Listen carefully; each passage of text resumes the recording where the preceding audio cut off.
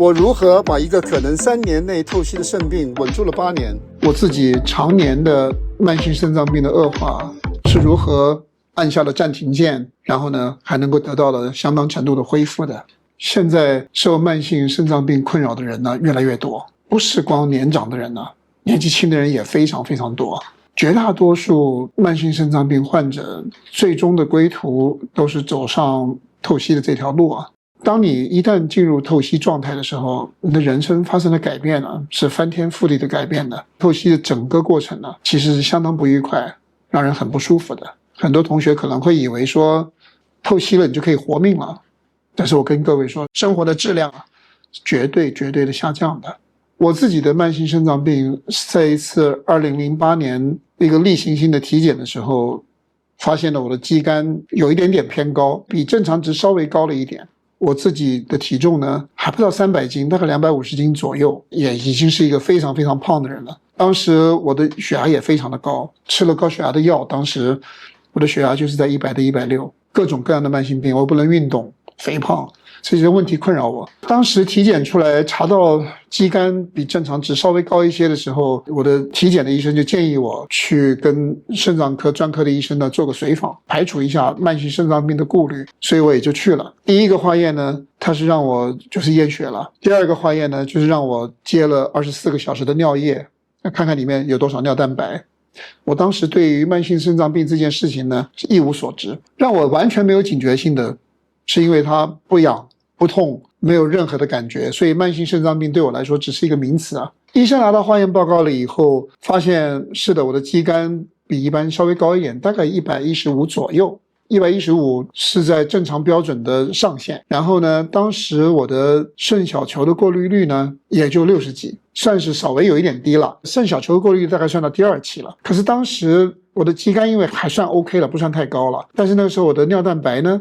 明显的升高。当时我的24个小时尿液里面检测出来的尿蛋白，每1升的尿液里面大约有 0.75 克的蛋白质，所以当时我的医生就告诉我了，他说你确定是慢性肾脏病了。当时医生呢非常委婉的解释给我听，他说你现在这个肾脏功能呢还相当 OK 的，还有90%几的肾脏功能的。那我一听还有90%几的肾脏功能，我当然是觉得比较放心了。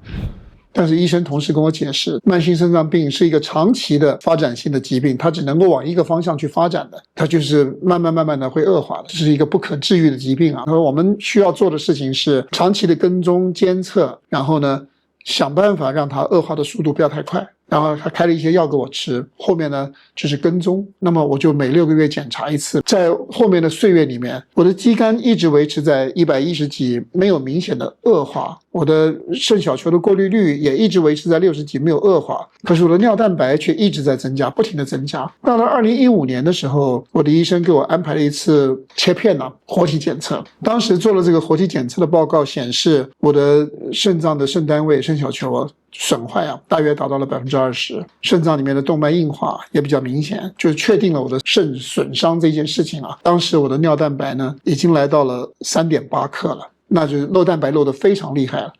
但是呢，好处是什么呢？当时我的肌酐呢仍然维持在110几，还是没有明显的变化。我跟各位说啊，我们在看慢性肾脏病这些数据的时候，有的人说不看肌酐是不对的，有的人说光看这个不对的，光看那个不对。我跟各位整理一下，肾小球的膜刚刚开始出现损伤的时候，比较容易看到的就是尿蛋白。尿蛋白的粒子比较大，那我们的膜能够兜得住的时候呢，我们尿液里面应该是没有蛋白质的。可是当肾小球刚刚开始出现损伤的时候，第一个看见的就是尿蛋白。所以呢，尿蛋白可以说是慢性肾脏病的一个先行指标啊。你首先看到的是尿蛋白上升。那么有一部分的人说肌酐才是最重要的，肌酐究竟是什么？我们在使用肌肉的时候，我们的肌肉在工作之后排放出来的东西叫做肌酐呢。你肌肉量越大的人呢，你身体制造出来的肌酐就越多，身体肌肉量越少的人制造出来的肌酐就越少。肌酐本身是无害的，那为什么肌酐高了以后是个问题呢？因为肌酐的粒子啊非常非常小，肌酐的粒子比蛋白质啊小非常非常多，所以我们身体制造出来的肌酐呢可以很轻易的很轻松的就透过肾小球就排掉了。排掉了以后呢，你的肌酐就不会太高的。什么时候你的肌酐会开始明显的升高呢？肾小球硬化了，肾小球钙化了，坏掉了肾小球，肌酐就排不出去了，这时候你的肌酐的数字就开始往上升了。所以其实严格说起来，肌酐这个数值啊是比较晚期的指标，尿蛋白是先期的指标。所以当你看到尿蛋白升高的时候，你就需要有警惕了。当你的肌酐已经升得很高很高的时候，那说明你的肾小球的损伤啊，已经到很厉害的地方了。所以它这两个指标是有不同意义的，并不是说看这个不准，看那个不准，是看不同的指标，它有不同的含义的。如果当时我的肌酐来到了200多、300多，甚至于400多的时候，真正说明我的肾脏的损伤啊，肾小球的损伤已经到了相当高的一个程度了。因为每一个人的肌酐的基础值啊不一样，对我来说肌酐在100到110是正常的，因为我体重重，肌肉多。如果你体重很轻，肌肉很少的人，也许你的肌酐60到70是你的正常值。每一个人的基础值呢都不太一样。如果我的肌酐来到了200，来到了300，说明肾小球的排泄功能已经受损的非常明显。那个时候尿蛋白已经不重要了。当你的肌酐到那个程度的时候，肾小球滤过率和肌酐就说明一切了。2015年做完身体检查以后，我的医生告诉我说，我的尿蛋白上升的速度非常迅速，恶化的速度很快。他说不一定多长时间，有可能很快的就会看到肾脏功能会开始出现明显的下降了。当时我的肾小球的过滤率还有60几啊，意思说我的肾脏功能还有大概80%到90%的功能呢，是够用的。但是那个时候的警讯是告诉我，他说我不知道3个月或者是3年，你都有可能会进入末期。当时2015年我的体重已经来到了300斤了，我的血压还是100的160，吃了各种降压药啊。所以那个时候的我是处在一个非常关键的时刻了。如果我不采取行动的话，这是一条不归路啊。所以当时医生有跟我说过，一个就是减肥，第二个把血压管理好，第三个少盐饮食可以减轻肾脏的压力了。各位你们想想看，对一个300斤体重的人来说，吃高血压的药吃了一辈子的人来说，谈何容易啊，基本上是做不到的。我自己比较幸运的，当时接触到了 Jason Fung 写的这本书啊，就是《肥胖代码》 Obesity Code， 这个时候已经2016年了。这个书里面我第一次接触到了所谓的激素理论了。在这本书本里面我才学习到了胰岛素跟我们身体代谢的关系究竟是什么。从这个时候开始深入的学习所谓的精心设计的生酮饮食啊。在那个年代2016年的时候，生酮饮食的书籍很少，所以呢有一部分呢是透过少数的信息去学习，另外一部分呢就透过自己的摸索试错，在摸索当中慢慢的寻找正确的方向。我在刚刚开始学习所谓的生酮饮食的时候，当然走了很多的弯路，但是我跟各位说，效果是显而易见的。我举几个简单的例子给你们听啊。我过去身体的慢性炎症非常严重的，我跟你们说，300斤的肥胖，血压100的160就不用问别人了，你的慢性炎症就坐实了，不用问了。我跟各位讲几个简单的东西啊，大多数的人都会生口疮，5天到7天就会好的。我生一次口疮3个礼拜才会好，而且我告诉你啊，整片的生口疮啊，这一片长3个礼拜，刚刚长好没几天又来一片，又是3个礼拜左右才好，以后又来一片，不停的没完没了的生口疮啊。我当时还有一个问题就是咽喉痛，医生没有问题啊，也不红也不肿，什么问题都没有，但是咽喉痛得不得了。小感冒，一个感冒又是3个礼拜4个礼拜才会好，然后呢刚刚感冒好了没有多久又来，最后我看了一个耳鼻喉科的医生啊，他跟我说你这个就是免疫力有问题啊，当你把你的免疫力处理好了，这些问题就可以处理好了。这就是当时他们给我的答案了。那个时候就是2015年的时候，我是2016年11月6号的那一天开始改变饮食的。各位，永远我不会忘记这一天的。我跟你们说，我绝不夸张啊！我从改变饮食之后，不是1个月以后，也不是2个月以后，我从改变饮食之后，当时口疮就直接不发了，当时就直接不感冒了。然后呢，1个月2个月就明显的看到自己身体的状态在变好。我本来身体颜色暗黑的，这时候可以看到皮肤的颜色了，可以看到一点点粉红的颜色了，自己的精神状态也变好了。当时我饮食的改变对我身体慢性炎症的改善呢，帮助非常的大。我在改变饮食4个月的时候，体重就下降了40斤啊！各位，这是2016年11月6号开始做的事。从此以后，我是每隔3个月就要回去复查一次，在这个过程当中，我的尿蛋白不断的下降，波浪形的下降，一直到2年以后，我的尿蛋白降到了 0.7。0.7 是什么时候的数字了？2008年我刚刚确诊的时候的数字。我改变饮食2年的时候，我的尿蛋白回到了2008年的水平啊，我的肌酐依然维持在110左右。我的医生终于跟我说了，他说我不知道你怎么做到的，可是我跟你说实话，你的肾脏的改善跟我开给你吃的药没有什么关系啊，不管你是如何做到的，你继续做。当时是大约我改变饮食2年左右。各位，现在我最后一次做的身体检查是在2025年的8月份，我的肌酐依然是110左右，我的肾小球的过滤率依然是60多，24个小时的尿蛋白已经不需要做了。根据随机尿蛋白的换算的结果了，推算成24小时的尿蛋白呢，大约在0.6左右。所以目前我知道的就是慢性肾脏病能够维持稳定这么长时间的案例啊，非常非常的少。但是我是一个真真实实的一个活案例，这个事情做得做不到呢，是做得到的。我可以跟各位分享的是什么呢？生活方式确确实实可以给我们慢性肾脏病的人呢带来很大的希望的。如果你的慢性肾脏病是在第1期、第2期、第3期，你让它稳定下来的机会啊非常非常高，因为你还有相当一部分的肾小球呢还没有被损坏。那么你把它保护好，已经坏掉的是无法逆袭的，你能够挽救的是那些还没有坏掉的肾小球。所以检讨一下我自己在改善我自己的健康这个过程当中，第一个最重要的一件事情是把止痛药彻底停掉了。我从14岁的时候就有关节炎的毛病了，所以我吃关节的止痛药吃了很多很多年，而且当时因为不懂啊，没有经过医生处方，自己去买药回来，然后呢痛了就吃，痛了就吃。我吃的止痛药远远超过医生给我推荐的剂量，而那种止痛药呢，对我们肾脏的负担非常重的。所以到后来，虽然我的关节炎当时没有好，可是我下定决心不再吃止痛药了。然后呢，很重要的一件事情就是我严格的按照生酮饮食的要求来改变我的饮食。到今天为止，我的生酮饮食已经吃了整整的8年了。8年的时间里面，我觉得舒服极了。我刚刚开始的时候，头4个月我是1日3餐的。到第5个月的时候，我改成了1日2餐，然后呢，大概到了生酮饮食2年左右了，我改成了每天只吃中午1餐了。说我1日1餐呢，到今天已经6年多了。然后我每一周还做一个48小时的断食，在这个过程当中，整个生酮啊、间歇性的断食了，对我身体健康带来的好处非常大。各位千万不要小看了断食、细胞自食啊对健康的益处。我并不主张大家去做长时间的断食，但是这种短时间的断食啊，又容易操作，然后呢，对我们健康的益处还是很明显的。另外再来呢，就是运动啊，运动对我们身体健康的恢复是显而易见的。我自己有有氧运动，我也做重量训练。还有一个很重要的事情就是我自己本身有一套完整的营养补充剂的体系来支持我身体的修复。我的饮食呢其实蛮简单的，我每一天呢一定吃鸡蛋，我自己了每一天一定有一点五花肉。我饮食里面脂肪的热量要够，各位不要误会了，不是大量的吃脂肪，你每一天身体所需要的热量依然是那么多，不是很多的，但是这些热量的部分大多数来自于脂肪，这个是重要的。